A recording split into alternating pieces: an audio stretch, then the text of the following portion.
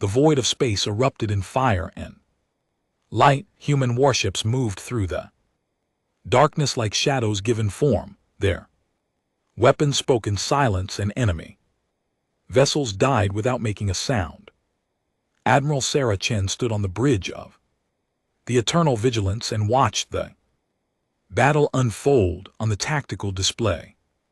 The Void Horde raiders had brought 40 ships to attack the outer colonies of the Rhythani people. The Rhythani did not know they were in danger. They did not know that death was coming for them.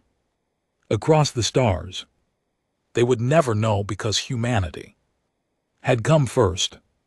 All enemy vessels destroyed. Her tactical officer reported, no survivors, no distress signal sent. Chen nodded slowly. Her face showed no joy in victory. There was no celebration.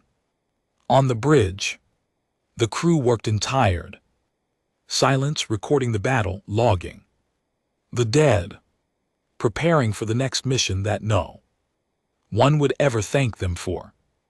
Clean the debris field, Chen ordered. I want no evidence we were here. Rhythani will wake up tomorrow and complain about their trade routes. They will never know how close they came to extinction tonight.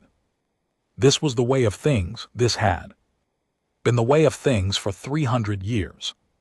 Humanity had joined the galactic conquered. As a young species, eager and hopeful, they had looked up at the stars and seen 4,000 civilizations living in peace. They had believed they were joining a family. They had been wrong. The peace was a lie, or rather the peace was a gift that someone had to pay for. In those early years, human explorers had ventured beyond the safe borders of conquered space. They had found the truth that the older species had chosen to forget. There were things in the darkness, empires that fed on weakness, hordes that existed only to destroy, ancient machines that woke hungry after million-year sleeps. The conquered had no real military. They had forgotten how to fight. They had grown soft in their 10,000 years of civilization, and they had pushed all memory of danger to the edges of their minds. Humanity had faced a choice. They could have told the truth. They could have warned the conquered about the threats that waited beyond their borders, but the human leaders of that time had looked at the peaceful species of the galaxy and seen children, innocent children who slept safely, because they did not know about the monsters outside their windows. So humanity chose to become the monster that killed other monsters. They chose to stand in the darkness so that others could live in light. The Silent Fleet was born. Officially it did not exist.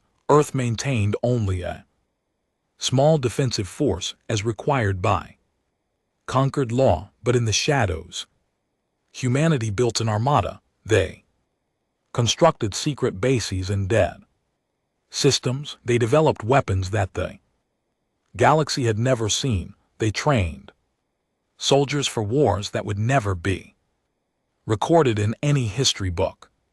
For 300 years, human men and women had fought and died in silence. They had stopped invasions before they began. They had killed warlords in their sleep. They had destroyed weapons that could have burned worlds, and they had never asked for thanks. They had never sought glory. They had simply done what needed to be done because someone had to do it. Admiral Chen was the latest in a long line of silent guardians. She had given 40 years of her life to this duty. She had buried friends whose names would never be spoken in public. She had written letters to families who could never know how their children really died. She was tired. God, she was tired. Admiral, her communications officer, said, "We're receiving a broadcast from the Galactic Assembly. It's marked as priority. Chen felt something cold settle in her stomach. Put it through. The main screen flickered to life. The Galactic Assembly Hall appeared, filled with representatives from hundreds of species. At the central podium stood Ambassador Vethris of the Rhythani. His blue scales gleamed under the lights, and his four eyes blazed with righteous anger. For too long, Vethris declared, we have tolerated the presence of humanity in our conquered. They call themselves civilized, but we know the truth. They are warmongers, primitives who still cling to violence, while the rest of us have evolved beyond such barbarism. Chen watched in silence. Around her, the bridge crew had stopped working. They were listening too. She could see the pain on their faces. Some of these officers had lost siblings in battles, fought to protect Rhythani colonies. Some had scars earned defending Rhythani trade routes. Just last cycle, Vethris continued, a human patrol vessel was detected near our sacred space. They claim it was a navigation error. We know better. Humans are aggressive. They are dangerous. They seek to dominate what they cannot understand. The patrol vessel had been the Swift Justice. It had been tracking a pirate fleet that was planning to raid a Rhythani mining station. The pirates had been destroyed. The miners had never known they were in danger, and now the Rhythani ambassador was using that same patrol as evidence of human aggression. I call upon this assembly to impose sanctions on Earth. Let us show these primitives that violence has no place in civilized space. Let us teach them that the conquered will not tolerate their warmongering ways. The vote was called. Species after species voted in favor. The Valanti, whose homeworld humanity had saved from a plague ship 10 years ago. The Marathi, whose colony fleet humanity had guided through a radiation storm just last month. The Cathari, the Alani, the Vas all voted yes. The sanctions passed with overwhelming support. Humanity was officially condemned as a threat to galactic peace. Chen turned off the screen. The bridge was silent. She could feel the weight of the moment pressing down on everyone. Admiral, her first officer said quietly, our soldiers saved Rhythani lives. Tonight, we've saved Rhythani lives 1,000 times. How can they do this? Because they don't know, Chen said. They don't know what we do. They don't know what we sacrifice. They only see our ships and our weapons, and they fear what they don't understand. Maybe we should tell them. Chen shook her head. And then what? We show them the threats beyond their borders. We tell them that every night something tries to break through and destroy them. We give them fear instead of peace. She looked out at the stars. Somewhere out there, another threat was forming. Another enemy was planning another attack, and humanity would stop it. They would always stop it, because that was who they were. But tonight, something felt different. Tonight, the weight felt heavier than it had ever felt before. Return to base, Chen ordered. Standard silence protocols. The eternal vigilance turned toward home. Behind it, the debris of the void. Horde raiders drifted in the darkness. No evidence remained of the battle. No record would be made. The Rhythani would never know that they had been saved.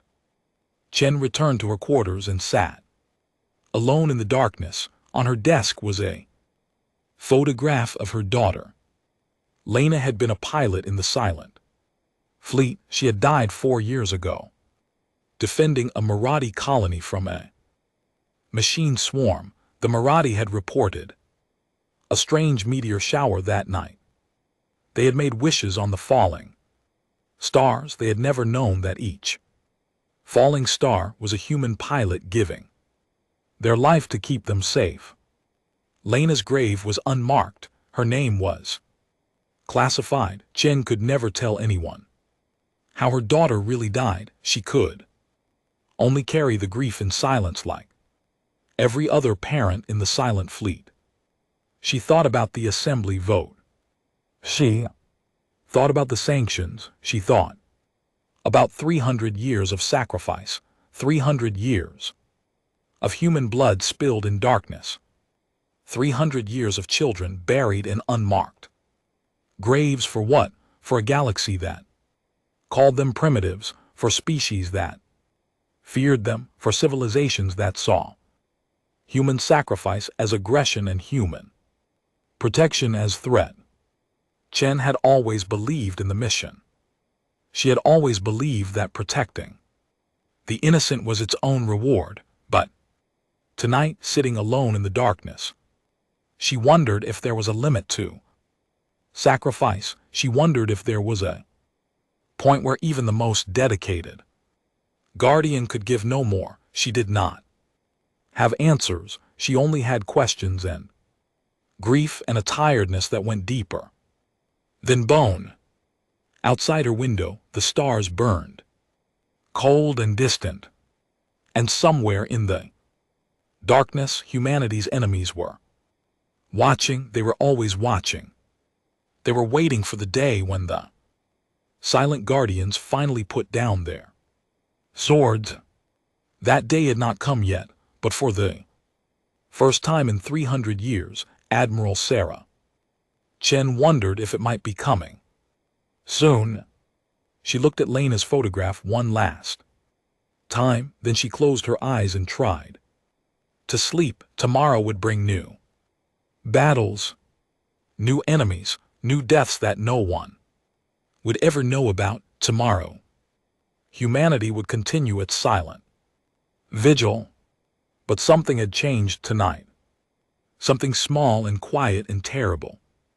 A crack had formed in the foundation of 3 centuries of duty, and cracks, once formed, had a way of spreading. Sanctions came down like a hammer.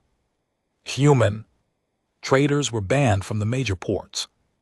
Of 12 species, human colonies were denied access to medical supplies. Human ships were turned away from fueling stations that had served them for centuries.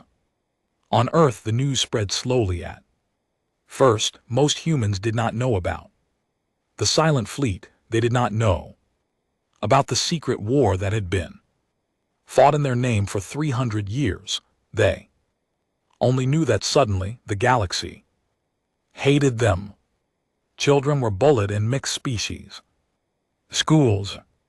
Human workers were fired from conquered corporations.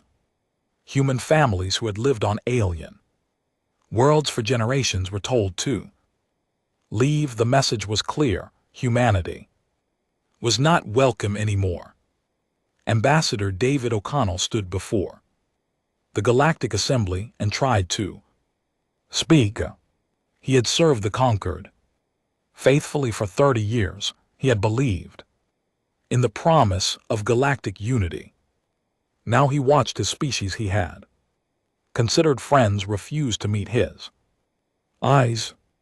The conquered was built on the principle of cooperation, he said, his voice steady despite everything. Humanity has always sought to be a good partner in this great endeavor. We ask only for a chance to address these concerns, to show that we mean no harm to anyone. Ambassador Betruz interrupted him. Human speaks of cooperation while his warships patrol our borders. He speaks of peace while his people build weapons of destruction. Words mean nothing, actions mean everything. The assembly erupted in agreement. O'Connell stood alone at the podium. Surrounded by hatred he did not understand. After the session ended, a young Valenti diplomat approached him in private. "I'm sorry," she whispered. "I know this isn't fair, but the fear runs deep. Your species, you remind us of what we used to be, what we chose to forget." "And what is that?" O'Connell asked. "Dangerous," she said, "capable of violence. It frightens the others to see a species that still remembers how to fight. They would rather believe you are the threat than admit that real threats exist." She walked away before he could respond. O'Connell returned to Earth that night. He had served the conquered for 30 years. He had given his life to building bridges between species. Now he wondered if those bridges had ever been real at all. On the far side of the galaxy, in a region of space that no conquered map showed, the Cathar Dominion was watching. Their scouts had observed the sanctions. Their analysts had studied the political situation. Their generals had drawn their conclusions. High Commander Thrace stood before a tactical display showing the full might of his empire. 10,000 warships, 20 billion soldiers. A civilization built on conquest, held back for 3 centuries by a single fear. "The humans have been sanctioned," his intelligence officer reported. "Their trade routes are cut. Their allies have abandoned them. They are isolated." "And their military?" Thrace asked. "Still formidable but contained. The conquered believes they are primitives with oversized weapons. They do not see what we see." Thrace smiled. His species did not show teeth when they smiled. They showed claws.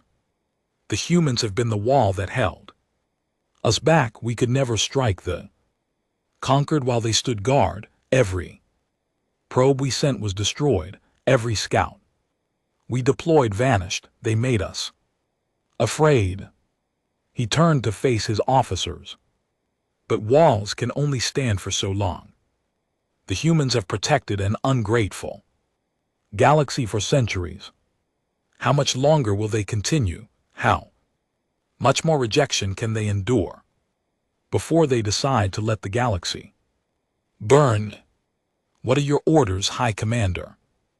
Thrace looked at the stars beyond his window. "We wait, we watch, and when the humans finally step aside, we move.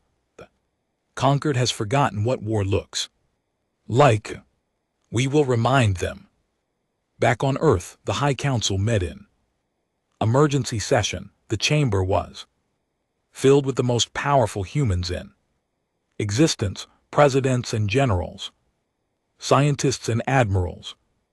They had gathered to discuss what no human council had discussed in 300 years. Admiral Chen stood at the central podium. Her uniform bore no medals, no ribbons, no marks of distinction. The Silent Fleet did not believe in such things. Their only reward was the knowledge that innocents slept safely because of their sacrifice. "The situation is clear," she said.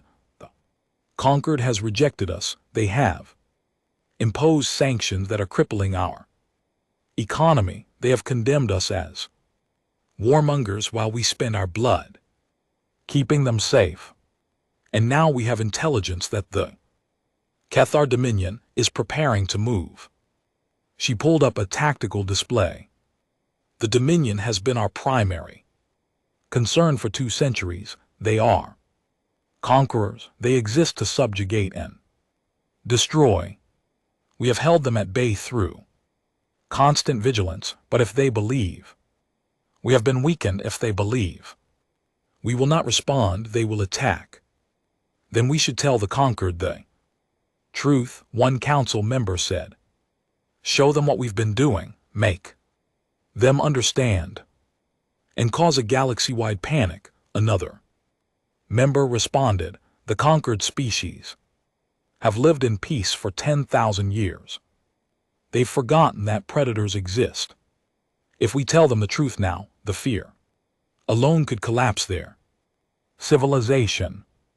Then we continue as we have always done, the first member said. We protect them in silence. Chen shook her head slowly. I've given 40 years to this mission. I've watched young men and women die for species that call us monsters. I've written letters to parents who can never know how their children really died. She paused, her voice was steady. But there was something broken underneath it. Last night I received a communication from the Swift Justice, the ship we sent to protect the Rathani mining station, the same ship that Ambassador Betruz used as evidence of our aggression. Captain Williams wanted to know if we were still expected to protect Rathani space. What did you tell him? Someone asked. I told him to continue his patrol, to keep protecting the people who hate us. Because that's what we do. She looked around the chamber, but I'm tired, we're all tired. And I think we need to ask ourselves a question that we've never asked before. How long do we keep bleeding for a galaxy that would rather see us gone? A young man stood up in the back of the chamber. Captain Marcus Webb was 28 years old. He had joined the Silent Fleet at 18 and had already fought more battles than most soldiers saw in a lifetime. Admiral, he said, with respect, we don't protect them because they're grateful. We protect them because it's right. Because we're the only ones who can. If we stop, billions will die. And how many more of our children do we bury in unmarked graves? Chen replied. How many more parents do we lie to? How many more names do we carve on memorials that no one will ever see? Webb had no answer. No one did. Debate continued for hours. Some argued for continuing the mission. Others argued for revealing the truth to the conquered. Still others argued for something that had never been spoken aloud in human history. Walking away, in the end the vote was called. Each council member entered their decision in silence. The results appeared on the central screen. Continue. The silent protection, 12 votes. Reveal the truth to the conquered, 8 votes. Withdraw all forces and let the galaxy face its own threats, 31 votes. The chamber was silent. 300 years of sacrifice, 300 years of silent duty, and it ended with a vote that took less than a minute. Admiral Chen stared at the results. She had expected relief. She had expected grief. Instead, she felt nothing, just emptiness where the weight of duty had been. The decision is made, she said quietly. I will issue the recall order tonight. All Silent Fleet vessels will return to human space. All covert operations will cease. All defensive positions will be abandoned. What about the Dominion? Webb asked. The conquered wanted us gone, Chen said. Now they'll have their wish. What happens next is no longer our concern. She walked out of the chamber without another word. That night, alone in her office, she composed the most important message of her career. To all vessels of the Silent Fleet, by order of the High Council, effective immediately. Operations beyond human space are suspended. All personnel are to return to designated bases. The silent vigil is over. Come home. She sent the message and watched it propagate across the communication network. Across the galaxy, human ships received the order. Commanders who had spent their lives in shadow read the words and understood what they meant. It was over. Admiral Chen looked out her window at The night sky, somewhere out there, the Cathar Dominion was watching, somewhere. Out there the void hordes were regrouping. Somewhere out there, 1,000 threats were waiting for their chance. But humanity would not be there to stop them anymore. She thought about her daughter, about all the sons and daughters who had died. In silence, about all the sacrifices. That would now mean nothing. Then she closed her eyes and did something she hadn't done in 40 years. She cried. At first, the galactic conquered, celebrated, news networks across 1,000 worlds praised the new era of peace. Ambassador Betruz became a hero. He gave speeches about how the conquered had finally freed itself from the shadow of human aggression. He spoke of a future where civilized species would no longer need to tolerate primitive warmongers in their midst. The celebrations lasted about 6 weeks. It started with small things, a trade convoy that vanished on a route that had been safe for 200 years, a colony that stopped responding to communications, a research station that sent a garbled distress signal and then went silent forever. The conquered Security Council investigated each incident. They found nothing, no debris, no survivors, no explanation. Ships simply disappeared. Colonies simply went dark, and no one knew why. Ambassador Betruz stood before the Galactic Assembly with a confident smile. These incidents are tragic but isolated, he assured the gathered representatives. We have no reason to believe they are connected. The galaxy is vast and accidents happen. We must not let fear drive us back into the arms of human protection. But the incidents continued. More ships vanished, more colonies went silent, and then the first attack came. Colony of Sareth Prime had been home to 3 million people. It was a peaceful world known for its artists and musicians. It had no military presence. It had no defenses. It had never needed them. The void horde came in the night. Their ships fell from the sky like black rain. Their soldiers walked through the streets killing everything they found. The colony had no warning, no time to evacuate, no hope of rescue. By the time conquered forces arrived, Sareth Prime was a graveyard. 3 million lives ended in a single night. The galaxy reacted with shock and horror. How could this happen? Where had these attackers come from? Why had no one stopped them?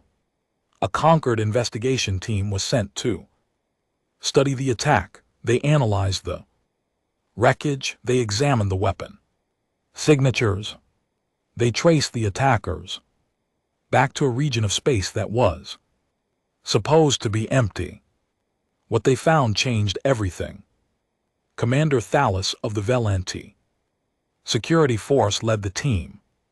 She was a veteran investigator known for her calm demeanor and sharp mind, but as her ship traveled beyond the borders of conquered space, her calm began to crack.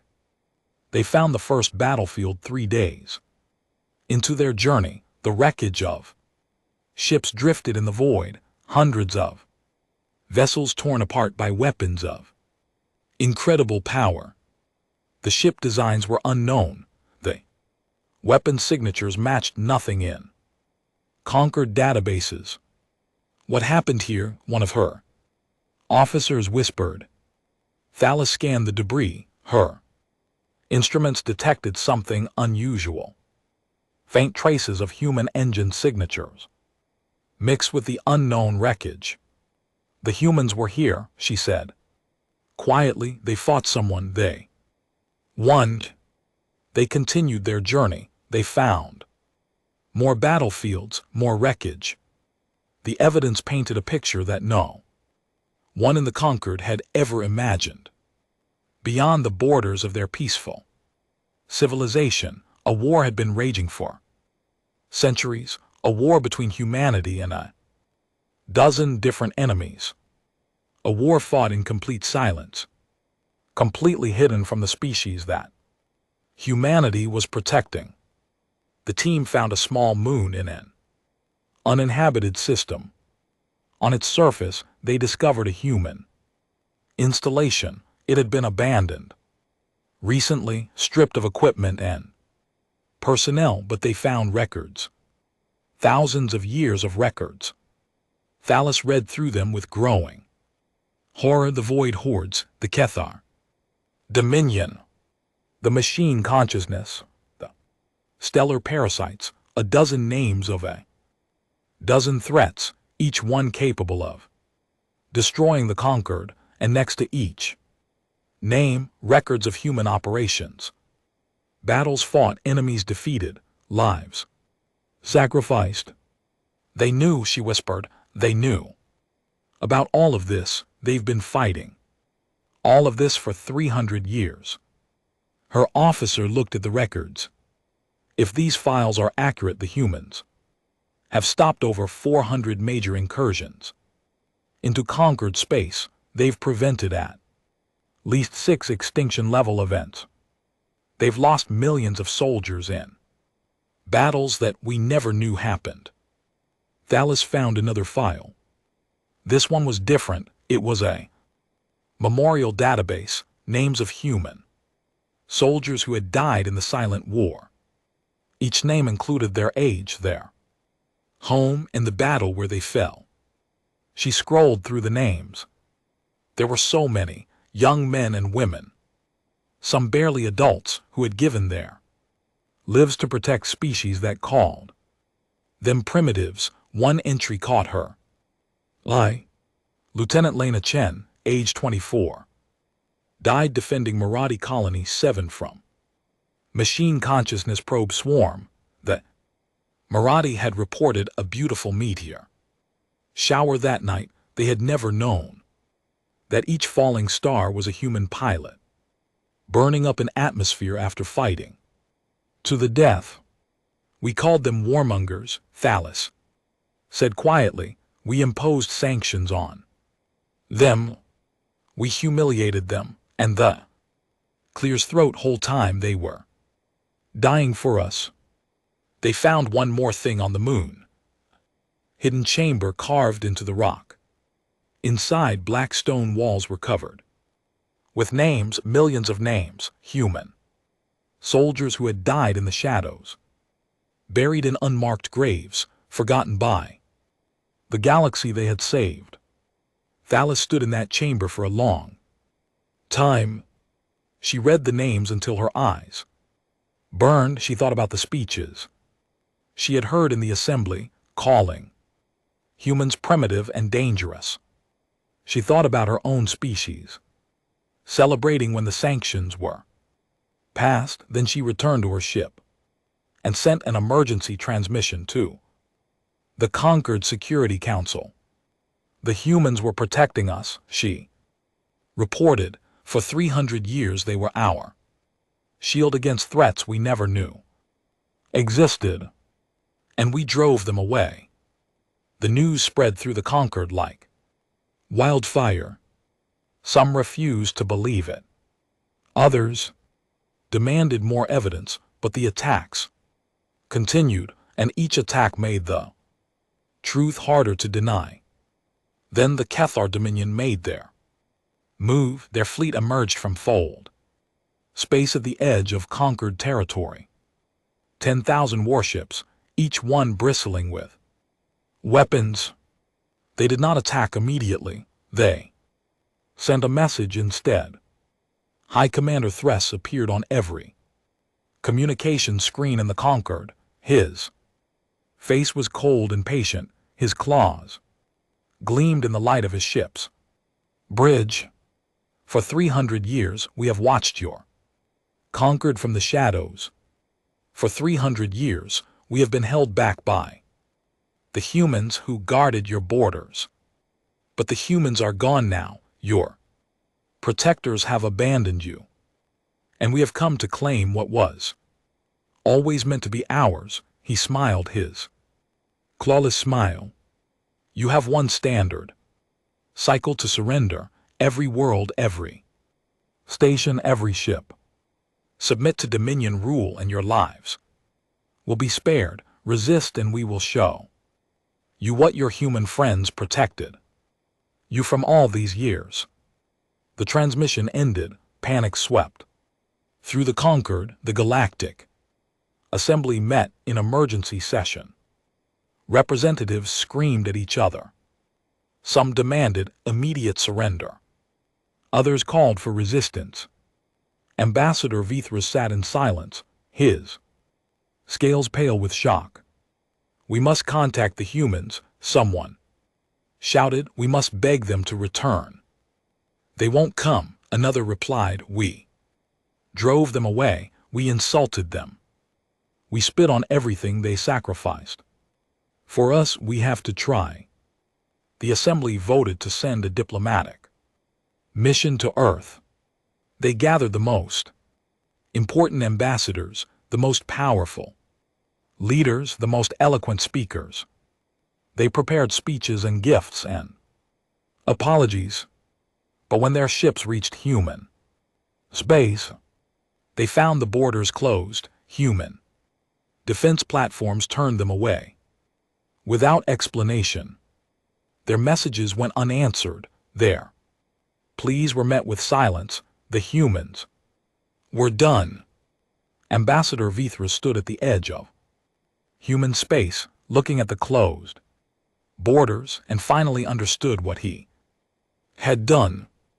He had led the crusade against humanity. He had called them monsters. He had celebrated when they were sanctioned. And now the real monsters were coming. And the ones who could have stopped them were gone. He returned to conquered space in despair. Behind him, the Cathar Dominion began their advance. The outer colonies fell. First, then the mid-rim worlds. Each day brought news of another defeat, another massacre, another world burning under Dominion weapons. The conquered military tried to resist. They assembled fleets and fought battles that they had never trained for. They were brave, they were determined, but they had forgotten how to fight. 10,000 years of peace had made them soft, and now they were paying the price. Thalis watched the war from her command ship. She thought about the human memorial on that distant moon. She thought about all those names, all those sacrifices, all those young soldiers who had died so that species like hers could live in ignorance. We didn't deserve them, she said quietly. We never deserved them. And somewhere in the darkness beyond human space, the war continued. The conquered burned, and humanity watched in silence, finally freed from the burden of protecting those who had never wanted their protection. The galaxy was learning what it meant to stand alone. It was a lesson they would never forget.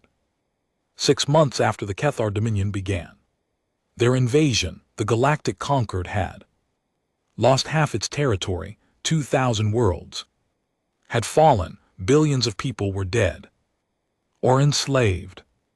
The great civilization that had lasted 10,000 years was dying. The Galactic Assembly still met, but now they met in a bunker deep beneath the surface of their capital world. The grand halls were empty. The beautiful architecture was scarred by bombing raids. The representatives who remained were tired and broken, shadows of the proud leaders they had once been. Ambassador Vithras stood before them. His blue scales had turned gray with stress and grief. His 4 eyes were hollow. He had spent 6 months watching his mistakes destroy everything he loved. I will lead the delegation to Earth, He said quietly, I was the one who spoke loudest against them. I was the one who demanded the sanctions. If anyone should kneel and beg for forgiveness, it should be me. No one argued. They had no pride left. They had nothing left but desperation, and a small fading hope that the humans might show mercy to a galaxy that had shown them none. The delegation ship was small and unarmed. It carried 20 ambassadors, including representatives from the species that had voted most strongly for the sanctions. Vithorix led them. Thalas, the Valanti commander who had discovered the truth about human sacrifices, came as well.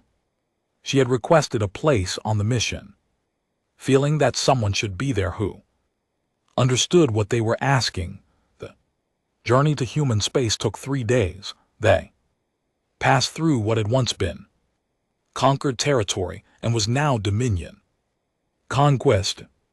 They saw the burned worlds, the shattered stations, the debris fields that had once been fleets. When they reached the human border, they were stopped by defense platforms. This time, however, their hails were answered. A human voice, cold and professional, informed them that they would be escorted to a meeting point. They would be allowed to speak. Escort led them to a station in orbit around a garden world. Through the viewports, the ambassadors could see the planet below, green forests, blue oceans, cities that sparkled in the sunlight, children playing in parks, families walking on beaches. It was beautiful, it was peaceful, and it was everything the conquered had lost. They're at peace, one ambassador whispered, while our worlds burn. They're at peace. Can you blame them? Thalas replied. They bled for us for 3 centuries. Now they're finally living for themselves. The delegation was brought to a meeting room on the station. They waited for hours. Some grew angry. Others grew afraid. Vithorix simply sat in silence, rehearsing the words he would say, knowing that no words could ever be enough. Finally, the door opened. A human woman entered, followed by 2 guards. She was old, her hair white, her face lined with years of hard service. But she moved with the quiet power of someone who had commanded armies and carried the weight of worlds. Admiral Sarah Chen, retired, looked at the gathered ambassadors and felt nothing, not anger, not satisfaction, just emptiness. You wanted to speak, she said. Speak. Vithorix stood. He had prepared a speech. He had crafted careful arguments and diplomatic phrases. But looking into Chen's eyes, he realized that none of it mattered. This was not a moment for politics. This was a moment for truth. I was wrong, he said simply. I called your people warmongers. I led the campaign to sanction your world. I celebrated when your ambassador was humiliated. I thought I was protecting the galaxy from a dangerous species. I was a fool. He paused, his voice shook slightly. I have seen the memorial now, the one your soldiers built on the hidden moon. I read the names, millions of names, your children who died in darkness so that my people could live in light, and I called them monsters. Chen said nothing. Her face revealed nothing. The Dominion is destroying us. Vithorix continued. Our fleets are broken, our worlds are burning. We have perhaps 3 months before they reach our core systems. When that happens, everything we built over 10,000 years will be gone. He stepped forward and did something that no Rithani had ever done. He knelt. His scales scraped against the floor. His head bowed low. I am not here to demand help. I have no right to demand anything. I am here to apologize for myself, for my species, for every word and deed that dishonored the sacrifice of your soldiers. I am sorry, we are all sorry. And if you choose to let us burn, we will understand. We deserve nothing less. The room was silent, the other ambassadors watched in shock. No Rithani had ever knelt to another species. It went against everything in their culture. Chen looked at the ambassador kneeling before her. She thought about her daughter, about all the soldiers she had commanded, about all the letters she had written to parents who would never know the truth. You're right, she said finally. You don't deserve our help. You called us primitives while we died for you. You celebrated our humiliation while we buried our children in unmarked graves. You have no right to ask us for anything. Vithorix remained kneeling. I know. The Council's decision stands. Earth will not send its fleets to save the conquered. We will defend our borders. Nothing more. Thalas stepped forward. Admiral, if I may. I found your memorial. I read the names. I understand what your people sacrificed. And I understand why you want nothing more to do with us. But there are innocent people dying. Children clears throat who never vote for sanctions. Families who never called you monsters. Are they to pay for our mistakes? Chen turned to her. Every species in the conquered benefited from human protection. Every species in the conquered voted for our sanctions. The children you speak of are the children of parents who wanted us gone. Why should our children die to save theirs? Thalas had no answer. Chen stood. This meeting is over. You will be escorted back to your ship. You may tell the conquered that Earth's answer is no. We will not be your shield anymore. She walked toward the door. The ambassadors watched her go, their last hope dying with each step she took. Then a voice spoke from the doorway. Admiral. Chen turned. A young man stood in the corridor. He wore the uniform of a human naval officer. His face was earnest and troubled. Commander Webb, Chen said, you shouldn't be here. Marcus Webb stepped into the room. He had grown in the years since the vote. He had watched humanity withdraw. He had seen the reports from conquered space, and he had never stopped believing that what they were doing was wrong. The Admiral is right, he said to the ambassadors. Earth's decision stands. The Council voted, and we are a people who honor our laws. But the Admiral only speaks for Earth's official position. He looked at Chen. There was no disrespect in his eyes, only sadness. She didn't say that. All of us agree.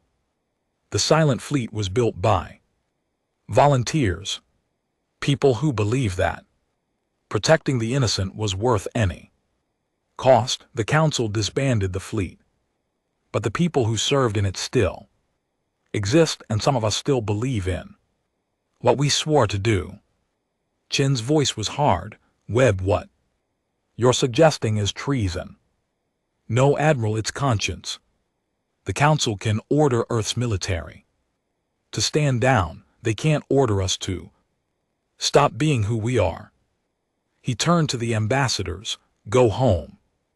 Tell your people that Earth will not save them, but tell them also that not all humans have forgotten why we became guardians in the first place. He walked out of the room. Chen watched him go. For a moment something flickered in her eyes, something that might have been hope or might have been grief. Admiral, Vithorix said quietly, still kneeling. Who is that young man? Chen was silent for a long moment. His name is Marcus Webb, his parents. Both died in the Silent Fleet. His sister died defending a Marathi colony. He has more reason than anyone to hate. You're conquered, and yet he still believes. In protecting you, she shook her head. Slowly. Perhaps there's something wrong with him, or perhaps there's something right with him that the rest of us have lost. She left without another word. Ambassadors were escorted back to their ship. As they departed human space, Vethorix watched the garden world shrink in the viewport. Somewhere down there on that peaceful world, a young commander was making plans, gathering volunteers, preparing to risk everything for a galaxy that had never deserved human sacrifice. Vethorix did not know if it would be enough. He did not know if anything could save the conquered now, but for the first time in months he felt something other than despair. He felt a small, fragile spark of hope, and he prayed that it would be enough to light the way through the darkness. Ahead, the last defense line of the galactic conquered was drawn at the Vareth Nebula. Behind it lay the core worlds, the ancient civilizations, the heart of everything that the conquered had built over 10,000 years. If this line fell, everything fell. The conquered had gathered every ship that still flew, 3,000 vessels crewed by soldiers who had learned to fight through desperation and loss. They were brave. They were determined. But they were facing 10,000 Dominion warships, commanded by generals who had spent centuries perfecting the art of conquest. Commander Thalas stood on the bridge of her flagship and watched the Dominion fleet approach. She knew the mathematics, she knew the outcome, but she would fight anyway because there was Clear's throat, nothing else left to do. Contact, her sensor officer reported. Small group of ships approaching from human space. They're not Dominion. They're civilian transports. Thalas frowned. Identify them. The ships emerged from Fold space, 12 vessels, converted freighters and passenger liners. Their hulls painted with no military markings. They were tiny compared to the warships around them. They had no business being in a battle zone. A communication came through. A familiar voice. Conquered Fleet, this is Commander Marcus Webb of the Human Volunteer Corps. We're here to help. Thalas felt her heart stop. Commander Webb, you came. We came. There aren't many of us. 12 ships, 4,000 volunteers. We're not the Silent Fleet, but we're what we have. 4,000 people against 10,000 warships. Webb's voice was calm. We protect the innocent. That's what we do. That's who we are. We didn't come here expecting to win. We came here because it was right. The Dominion fleet began their advance. High Commander Thress watched the pitiful defense force with amusement. His victory was assured. Nothing could stop him now. Then his sensor officer spoke in confusion. High Commander, the human vessels are moving to the front line. Thress laughed. 12 civilian ships. Let them come. Let the galaxy see the last of humanity's guardians die before we crush everything they tried to protect. The battle began. The Dominion fleet opened fire. The conquered line buckled under the assault ships exploded, crews died. The defense was crumbling. Volunteers flew into the chaos. They were outgunned and outnumbered. They had no chance. But they fought with a fury that the Dominion had never seen. Each human ship took down 3, 4, 5 enemies before it fell. Each human pilot flew into impossible odds and somehow impossibly survived. Longer than they should have. But it wasn't enough. It could never be enough. Webb's ship took a critical hit. Systems failed. Fire spread through the quarters. He knew he was dying. He knew his volunteers were dying. And he knew that it didn't matter because they had done what was right. He recorded a final message and sent it toward Earth. My name is Marcus Webb. I am the son of soldiers who died in silence. I am the brother of a pilot who burned up protecting strangers.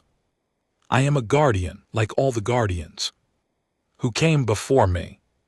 We don't protect the innocent because they're grateful. We protect them because it's who we are. Tell Earth that we remembered who we were. Tell them we didn't forget.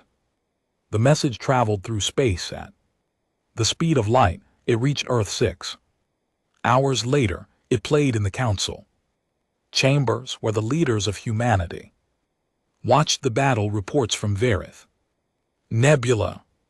It played in military academies where young soldiers learned about the silent fleet. It played in homes, in schools, in hospitals. It played everywhere. And people listened. Admiral Sarah Chen was alone in her home. When the message arrived, she had retired after the withdrawal. She had tried to forget. She had told herself that humanity had made the right choice, that the conquered deserved what was happening to them, that it wasn't her responsibility anymore. But now she watched Marcus Webb's face on her screen. She heard his words. She saw the fire behind him, the death approaching him, the absolute certainty in his eyes. This is who we are. She thought about her daughter. Lena had believed the same thing. Lena had died believing the same thing.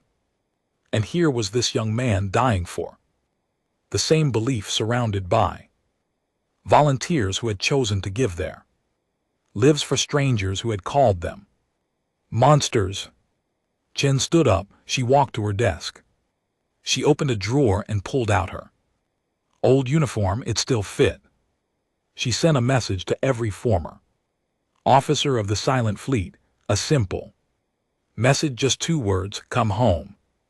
They came from retirement homes and civilian jobs, from distant colonies and quiet lives. They came because Marcus Webb had reminded them who they were. They came because they had never really stopped being guardians. The Silent Fleet was never really disbanded. The ships had been mothballed, not destroyed. The weapons had been stored, not scrapped. Humanity had walked away, but they had always kept the door open, just in case. Now Chen walked through that door one last time. The fleet launched from hidden bases across human space. 10,000 ships, thought decommissioned, thought forgotten, now rising from the shadows like ghosts, their weapons charged, their engines burned, their crews remembered their oaths. At Verith Nebula, the battle was nearly lost. The conquered fleet was shattered. Webb's volunteers were dead, their ships drifting wreckage in the void. High Commander Thress savored his victory, already planning the final assault on the core worlds.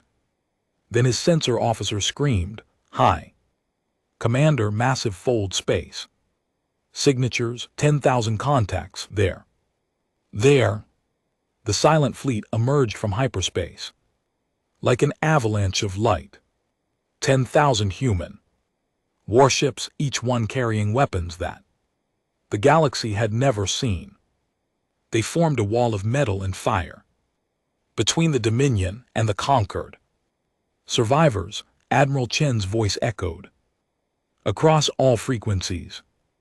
This is Admiral Sarah Chen of the Human Silent Fleet. We are the Guardians. We are the shield, and we have returned.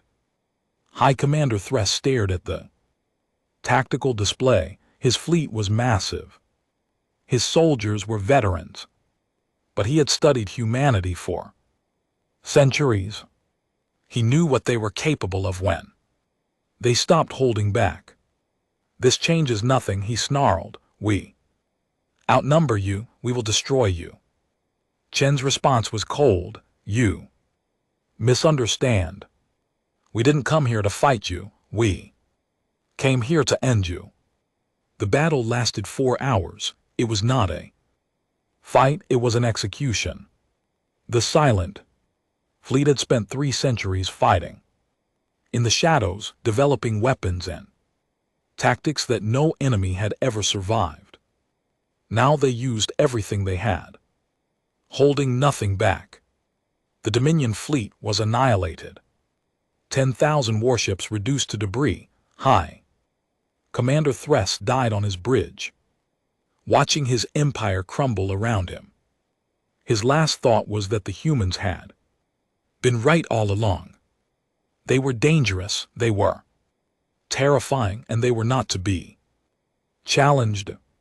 When the battle ended, Chen sent a message to the Kethvar Dominion homeworld, simple words carried across the stars. Earth remembers its friends. Earth also remembers its enemies. Choose wisely. The Dominion chose surrender. They had no other choice. In the aftermath, the Galactic Concord offered humanity everything: leadership of the Assembly, control of the military, power over the entire galaxy. Chen refused all of it. We don't want power, she told the gathered ambassadors. We never wanted power. We only wanted to protect the innocent. That's all we've ever wanted. Ambassador Vithras stepped forward. Then what can we give you? What can we do to repay 3 centuries of sacrifice? Chen thought about her daughter, about Marcus Webb, about all the soldiers whose names were carved on hidden memorials across the galaxy.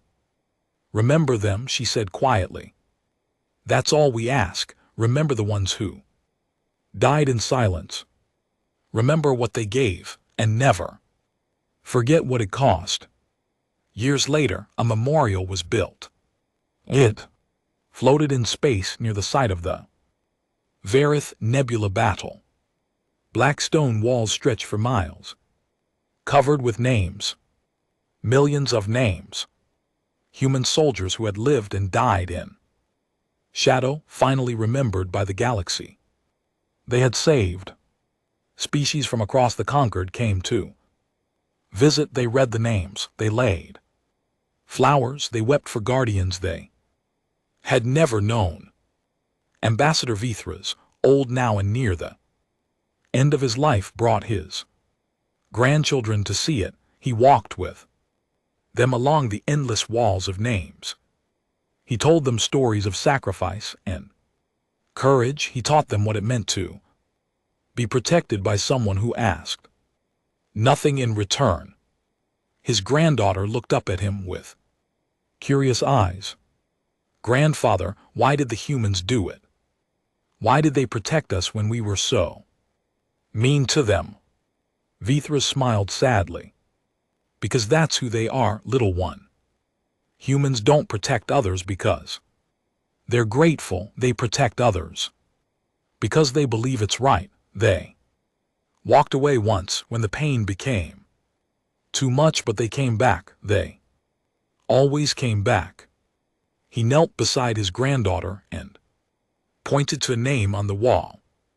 Marcus Webb, Commander. Died at Varith Nebula. He gave everything so that we could live. Remember this name, he said.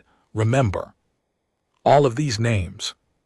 And when you grow up, try to be like them. Try to protect others, not because they deserve it, but because it's the right thing to do. His granddaughter nodded solemnly. She placed her small hand on the wall and whispered a thank you to a man she had never met. And somewhere, somehow, the galaxy was finally at peace, not because the threats were gone, not because danger had disappeared, but because humanity had remembered who they were. They had remembered that true strength wasn't found in walking away. True strength was found in walking back. The galaxy had trembled when humanity walked away, but it was healed when humanity chose to return. Some roles choose you, and when you accept them, you become something greater than yourself. The humans had accepted their role. They had become guardians, and though the path had been hard, though the cost had been terrible, they had never truly stopped being who they were meant to be. They were humanity, they were protectors, and they would always come when the innocent needed them, always.